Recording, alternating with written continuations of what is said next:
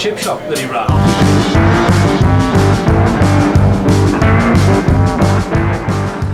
Hi, thanks very much for joining us again on Fancy a Sprue with me, Glenn. Today I've got someone that I've been desperate to talk to in the hot seat, Ratnu. It's lovely to have you with us. Thank you very much for joining us today. Lovely to be had. Thank you very much for having me today. It is absolutely my pleasure. So I've been wanting to get you in the chair for a little while because you are someone from the very first moment you stepped into Clubhouse. You came in as this just bundle of joy, absolute bundle of joy and enthusiasm. And full of smiles, and I just wanted to talk to you about that as a person, to see where that comes from, because I can see people outside at Clubhouse having fun, playing games, and it's great, but no one I see has come with the same level of energy as you have. So that's why I wanted to get you in the chair today and see if I can drum down into the depths of that and see where that comes from. Sure. So, well, thanks very much for having me. It's brilliant. So we'll start off with the first question: is what is the hobby for you? I ask this to everybody, and it is like, is it the painting? Is it the building? Is it the playing? Is there one bit you prefer over the others? So what, when you think about the hobby itself, what is that to you?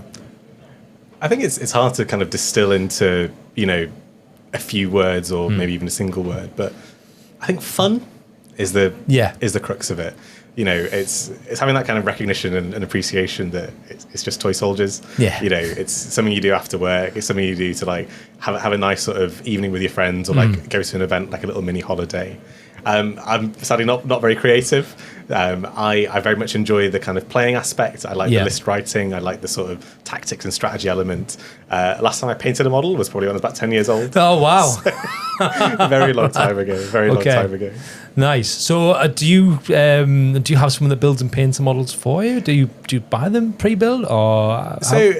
I tend to buy a lot of secondhand stuff. Oh, nice. Excellent. Yeah. There's a sort of, when I first started working after finishing after finishing school, I started work as a waiter. But I was just living at home at the time, which meant that it was a sort of first taste of sort of financial freedom. Yeah. So I was getting a solid £5.30 an hour. Oh, great. Like, okay, I've got £5 an hour. I've got no rent to pay, no food to pay for. So let's just buy some toy soldiers. So I sort of developed this like little strategy where I'd look for job lots on eBay. Yes. But I'd search faction names but spelt wrong. Oh, yes, excellent. So I'd search Warhammer with one M. Yeah. And then you would find like all these like really amazing deals. And so over time I just sort of accumulated all of this stuff. But in answer to your actual original question, I enjoy the building aspect, and I like some of the kind of converting side of things. But painting is something that I've never really been able to do. Fantastic. Well, thank you very much. A very comprehensive answer. I like that. I remember back in the day being able to do that as well. When you go on eBay, you're searching with the wrong name, you're trying to find someone that's selling something that they don't quite know what they've got. Is that so? When you were working as a waiter, you find you had a bit of disposable income, and you were looking for job lots on eBay. Was that your sort of first taste of Warhammer, or were you aware of it? Were you aware of it before, or did you sit and go, right, I now need to find something to do with this money? So I played as a kid, but like a small kid, where you'd sort of flick your models at your opponents, not really realizing and understanding, that they had like rules and stats and whatnot. But I think I sort of got into it again around COVID time. I think it's a story that many people kind of have, where it's lockdown. I was kind of home from uni, needed things to do that were socially distanced. And at the time, Games Workshop just released 9th edition for Warhammer, and it just pulled me straight back in.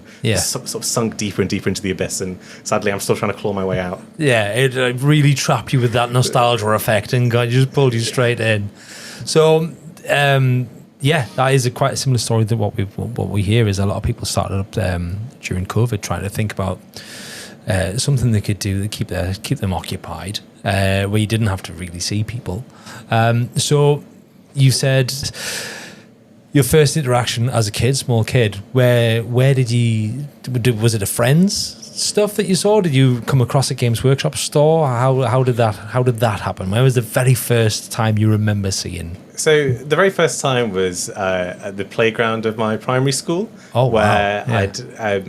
my friends were just talking about Warhammer. Yeah. And I think when you're sort of like 10, 11 years old, I'd never actually seen a model or anything like that before. But the way that they were describing it and just the sort of immersion of these like giant space robots, you know, with their big massive guns, and it just like appealed to that little primal part of the male child brain. Just like, oh, that is cool. Yeah. Everything about that is cool. That's what we see on TV. That's what we're seeing in the movies. I love it. Okay, so when you very first, I'm going to try to just dive into your history there. What were the very first models you bought? Do you remember? I remember because I remember how much they cost. Oh, excellent. Yeah. So I went to Games Workshop in Meadowhall in Sheffield with my dad, who dutifully sort of came along with me. And it was a box of Necron Warriors and a Necron Lord, who was a metal model at the time, along with the codex and like a set of paints. Oh yeah, the full starter experience. Yeah. And I remember because my dad has been telling me ever since that £72 I spent, look where it's got on you. That's where it's got on you. Exactly that. That kind of £72. Wow. Fantastic. So the paints, the starter, the Necron Warriors, the Lord, and the Codex was 72. Those were the days. Those are absolutely the days. How old were you when that? Like 10. Yeah. Fantastic. Oh, brilliant. So did you find that were your parents like really supportive of it? Like with the sort of the sitting indoors, sort of hunched over, gluing and painting things sort of aspect of it, instead of being outdoors and running around and being healthy? Did you find your parents were very supportive of that hobby? I think my parents have always been, or rather tried to be supportive of things that I enjoy and things that I'm kind of interested in. I think my dad was really keen on the share price more than anything. And, I think maybe for him it was two birds, one stone. Yeah. One is I get my son to shut up. And secondly, the share price keeps going up when I buy stuff. So it's fantastic. Oh, brilliant. Yeah. A proper double whammy there. Yeah. Fantastic. Well, thank you very much for that little look into the early life of Ratnu. When you started back up again in COVID, was it the intention there, was it just to keep you busy, or did you want to start playing games again? Did you want to like sit down in front of people and start rolling dice again? I think it's probably a combination. It's nice to sort of be busy and sort of be kind of active doing something that I used to enjoy and enjoy again. But I think a natural kind of segue from that is to start looking at the community aspect. It's to start looking at, okay, I enjoy this, there must be other people that enjoy it as well. So what space and what kind of capacity is there for people to enjoy it together? And so we started like finding games, like joining like communities on Facebook and whatnot, and then just started playing and not stopped playing yet. Fantastic. Where did you go out of Clubhouse? So were you looking on Facebook to try and find those communities?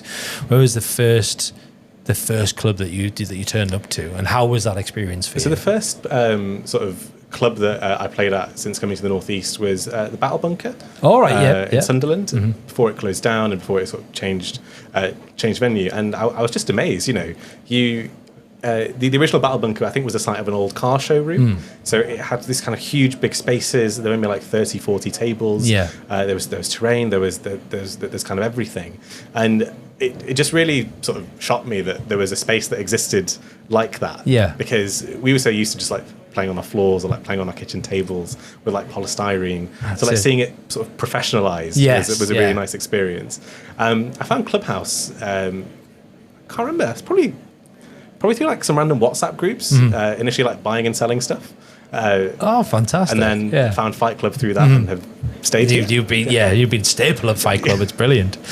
So did you find turning up to Battle Bunker, you're a very charismatic guy, I hope you don't mind me saying that, but did you find that an easy experience, just sort of rock up? Did you speak to people beforehand and then sort of arrange to come down, or did you rock up with some models and just hope to get involved? It's very kind to call me charismatic, but I think if I just showed up to a random place with a bunch of toy soldiers, you'd probably get some funny looks, even if it is a place for toy soldiers. So there was like a Facebook group to organise games and things, so just like meeting kind of complete strangers, agreed to have a game, and then just came down and sort of scouted out the place.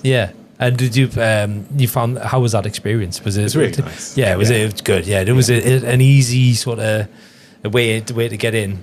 Yeah, I think irrespective of people's lives outside of hobby, it doesn't matter kind of what your kind of stage in life is. It doesn't matter like where you work, how you work. It doesn't matter like what other sort of challenges you have outside. You could talk to any other Warhammer player about Warhammer and instantly have that shared language and instantly have that shared connection. And you don't necessarily like need to feel kind of worried or nervous or anxious. Emily, my wife, is like, you talk for ages about Warhammer, but not a lot about anything else. Yeah. Excellent. Well, that was the heart of what I was what I'm trying to get to there. You illustrated it perfectly. That when you can come down and you've got a room full of people that you don't know, but you're all there to do that same thing, and you've immediately got that icebreaker in front of you. You can sit and you can talk about that. Yeah. Because I know even for myself coming out of COVID, that first initial sort of stepping into a club with a box of models. I talked to a few people beforehand and they were like, yeah, come down and we'll have a bit chat here. And I got down there and I came down with my models that I've been painting during COVID, and I was a bit nervous. And that first interaction for me, unfortunately, wasn't great. Okay. But just trying to have that icebreaker there of right, we're all here actually playing Warhammer. We're all playing toy soldiers.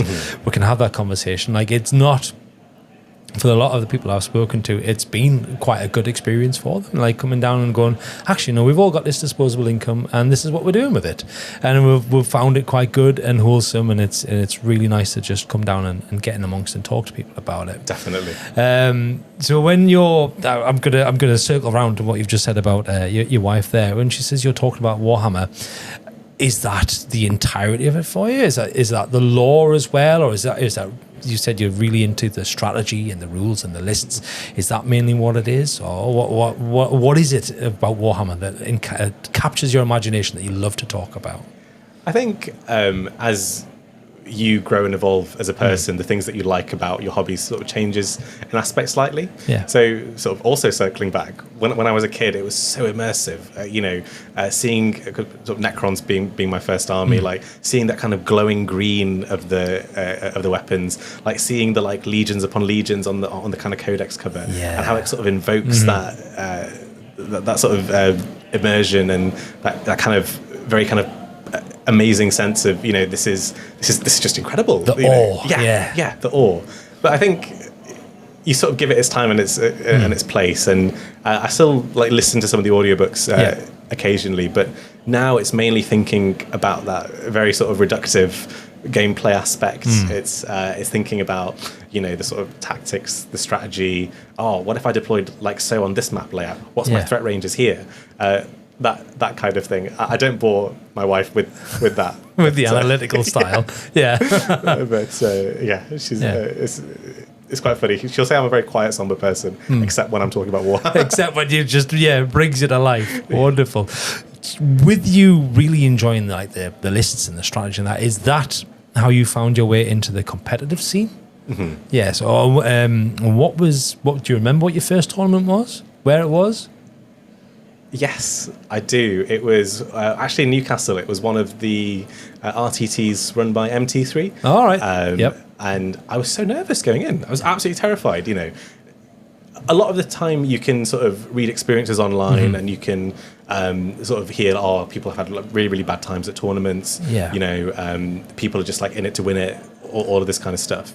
And I was like, crafting my list. I was like getting practice games in. I was like looking at all the different terrain setups and whatnot. I didn't do very well, but that's fine. That's part of the process. But the thing that it taught me was that actually everyone there's the same as you, in the sense that outside of a very, very small minority of people, no one actually takes it that seriously. Yeah, like we say, toy soldiers. It's toy soldiers. We're there to have fun and maybe win a certificate at the end of it. Yeah, absolutely. Fantastic. So that first tournament experience, you were a bit nervous getting in there. But then you found that it was really nice. Did that inspire you wanted to go further and do more with the tournament the tournament scene? Definitely. I think you can sort of get a bit of a bug for it. It's very nice sort of in your local community, getting to know people and to play people. But if you're having the same play experiences each time, you want to sort of spread your wings a little bit Yeah. and sort of branch out and just see what you can achieve, and essentially just play a lot of toy soldiers against a lot of other people who you may not have played before. Yeah, I mean, perfect. And try and test your skills to see if you're getting a bit better. We've noticed that you've climbed the rankings quite well with your current faction. Could you talk a little bit about that and how that felt? Your latest tournament experience that you had? Yeah, absolutely. Yeah. So I play a faction called Chaos Knights, who are just essentially stompy robots, like little dudes in mech suits that are big. And I mean, the only reason I've been playing them is because they're my only painted army. Oh, right. It's not a meta chasing or anything like that. It's just the ones that are painted. So another person at the club was funding for his wedding. So I was like, okay, I'll give my models to paint. You can have somebody towards your wedding. Oh, lovely. So he painted all my models. I was like, okay, cool. Now that they're painted, I can go to tournaments. And there's just still my only painted army, which is why I'm still continuing to play Chaos Knights. Fantastic. Okay, so you've been getting very good with your Chaos Knights. Thank you. Do you know whereabouts you're ranked at the minute? Does that matter to you? Are you interested in that? So it matters to me in the sense that it's just like something that I can put on my CV if I really want to. Yeah. Yeah, I love it. But I think fundamentally, different people go in for different reasons. Every single tournament I've been to, I've had one aim and one objective. Well, two aims and two objectives. The first one is to not lose every game. Right. The second is to have fun. Perfect. And if I can leave having achieved both of those things, I'm very happy. That's it. Boxes are all ticked. Yeah. So I'm very happy to, having that as the kind of baseline of what I want to do, having come top in the world last year. There it is, folks. You heard it here. And like even in November, getting a golden ticket to go to Atlanta. Oh my days, amazing. But fundamentally, it's not about how well you do or how well you don't do. It's about the relationships you cultivate. It's about having fun and kind of having that structured fun. Yeah, wonderful. You were talking to me earlier on about the playing on stream at that last tournament. How was that for you? It was so nerve-wracking. Yeah. It was absolutely terrifying. So I'd never played on stream before. I'd done quite a few tournaments, but I never really done the sort of big ones. One of my friends or one of my teammates was actually one of the streaming people. Right. So he nice. Sort of handpicked a few people that he thought might be good on stream, because we know each other. We spoken on and met each other at previous tournaments and things like we'll see if you'd be okay to go on. You don't really appreciate the kind of human factors. It's really hot. It's really sweaty. We're talking maybe playing kind of 18 hours of Warhammer, 21 hours of Warhammer over a weekend. Yeah. So sort of managing those kind of human factors is really hard when you're on stream. Yeah. I think that sometimes online people can express a lot of scrutiny about kind of how people play, making mistakes, making intentional or unintentional mistakes. But unless you've actually been in that position where you're hour 20 out of 21 playing Warhammer, it's like 11 o'clock at night, you're shattered, you've got to drive back an hour, 2 hours. Yeah. It's a very fun experience though. Very fun experience. It's with the equal amounts of delirium, I'm sure. With that length of play going on. Yeah. Wonderful. Well, thank you very much for this deep dive into how you found the hobby and your path now. We'll move on to something that we're going to be less positive about. It's a nice little segment that we like to call your hobby pure chore.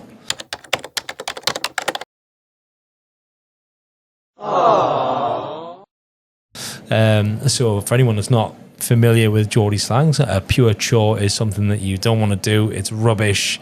It's I don't know. It's going to the shop for milk and then getting a load of stuff and realizing you haven't got milk and having to go back out. It's a pain in the arse.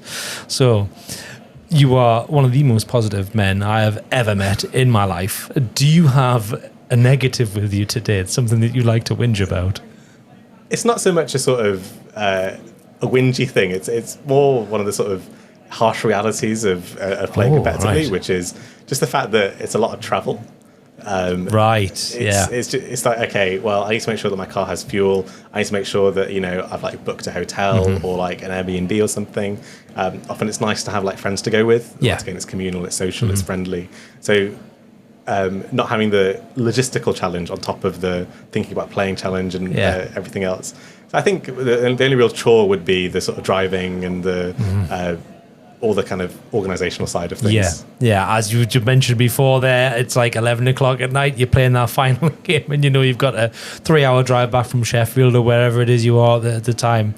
Logistics is an absolute nightmare. I can speak from personal experience. When I go to a tournament with Chris, when we do Blood Bowl tournaments, I usually do the driving. I don't know if you're the same as us, where there's occasionally a little bit of alcohol involved. There's a couple of drinks that's sometimes had, and that drive back after the long day of gaming is awful. There's no other way of putting it. It's really awful. But yeah, I've not actually done one by myself yet. I've not travelled down to do one by myself. Have you done many of those where it's just been you, or have you tried to get like a group of people to go? It's often quite good to try and get a group of people to go because you can like split costs and whatnot. Sadly, I'm boring enough just to drink water on tournaments. No, that should be what we all do, definitely. So thankfully, when I am driving, I'm not that bad. But I think it's fundamentally a social hobby. So encouraging friends to go, it sort of helps to build the scene. It helps to, particularly at smaller tournaments. So lots of like independent tournament organisers will have events kind of in Yorkshire. There's some in Whitby that we go to regularly, run by Ammonite Gaming. There's one called Winehammer that's in West Yorkshire. Honestly, really, really brilliant events, and it's often worth going with friends to try and support them, at the very least. Yeah, fantastic. Lovely. So even though the logistics of travelling to tournaments is an absolute nightmare and can indeed get in the bin, would you still advocate for people to give it a try and go to tournaments and get in the competitive scene?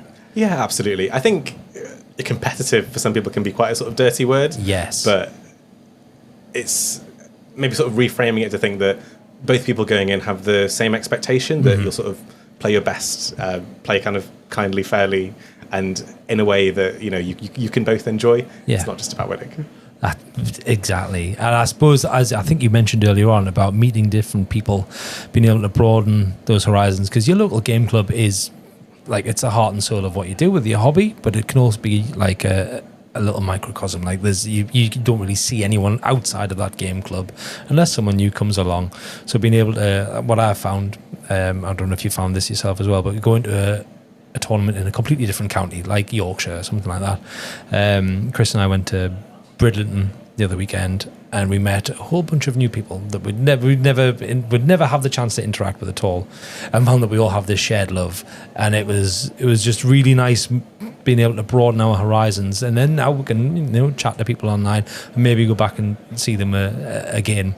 But is that a big part of that for you, like making those new connections and potentially finding new friends? Absolutely. You mentioned the person that filmed you met and talked. Is that person not from up here, or? So he's in Lincoln. Oh, fantastic. So he's part of my team called Dead Red Gaming, and they're sort of from like Hull, Lincoln, and me up north. There's like people from all over. But like I say, it is about making friends, and oftentimes a lot of people that you play, you can like sort of get in touch with. There's a guy that I played in Nottingham in January, and him and I talk occasionally about kind of various factions. I've got friends in Scotland that play, and fundamentally it's just about building those kind of social relationships, building those kind of social connections, and really spreading that love and enjoyment for things that you both find a lot of passion and heart and soul in. Oh, it's beautiful. Absolutely. I 100% agree with that. I mean, we've taken that negative and turned it into a really lovely, loving, heartfelt positive.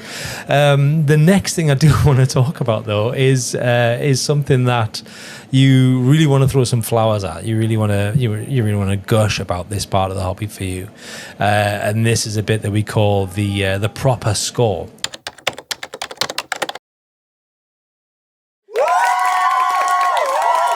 So that's the Geordie slang for proper score. Is something that's amazing. It's mint. You want to shout about it. It's like putting your hand in a pair of pants and finding a fiver. It's like it's something that's class. So we've done a lot of very positive talking about everything. But do you have something you want to really focus on for some positivity? Once again, it's very hard to narrow down just it's just one thing. Yeah. I think if I had to narrow it down, it would be community. I think, it's like we're talking about, that shared language. You can instantly make friends. You can sort of, some of my very close friends have come from Fight Club, have come from that's wonderful to hear. From Clubhouse. Yeah. And, having that scope and having that avenue to essentially form those lasting bonds and form those lasting friendships has been really special. Outstanding. That's beautiful. I had a feeling you were going to go with community with the way you've been talking. So to look to maybe cast an analytical eye on that with the community that you've found through Warhammer. Would you say that it's I don't know how to phrase this? Comparing where you were in COVID to where you are now, you've broadened your social circle. You've made a load of new friends. Have you yourself seen an improvement in your enjoyment of life, your mental health? Is it positively affected any of those aspects? I think different people need different things to sort of ensure that their mental health remains kind of optimal.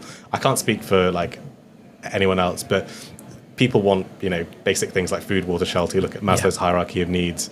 My wife will once again joke that Warhammer is below food, water, and shelter for me. Yeah. But I think at worst, it's a few hours of escapism. It's a few hours to put any sort of real life troubles and worries outside. Chance to roll dice with some friends. Yeah.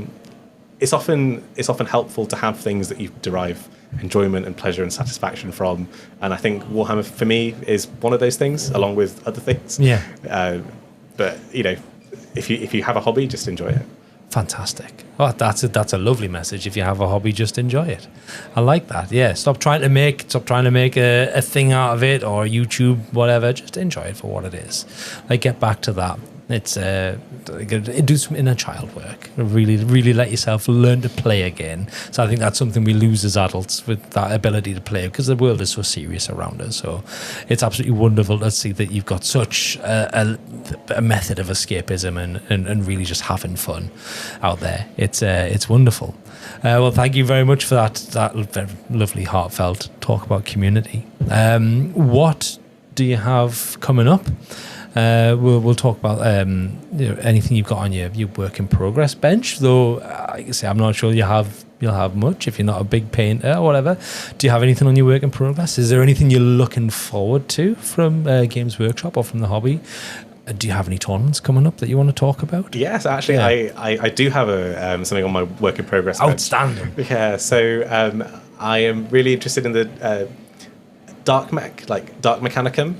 There's no official models for 40k, but I saw some conversions from the AOS Nighthaunt range. Oh, nice. And so I've basically been putting robot stuff on ghosts and putting ghostly stuff on robots and calling it some models. So from a kind of hobby side, it's been really, really, really enjoyable actually. I got a Secret Santa present actually from Clubhouse. Yeah. That was a green stuff tentacle roller. Oh, cool. Learning how to use green stuff. So from a kind of creative side, it's been really fun to, try and do some new conversions and things like that, which can then be used in my Chaos Knights as demon allies. So that's hobby wise, and then tournament wise, the sort of big one is going to the World Championships in November. Yeah. So doing well at that one tournament, getting a golden ticket, and then having the opportunity to, it's essentially play at the Olympics of Warhammer. Yeah. It's really fun. Yeah. Did you say that was in Atlanta as well? Atlanta in the States, yeah. So you're going to have a big old trip going over there.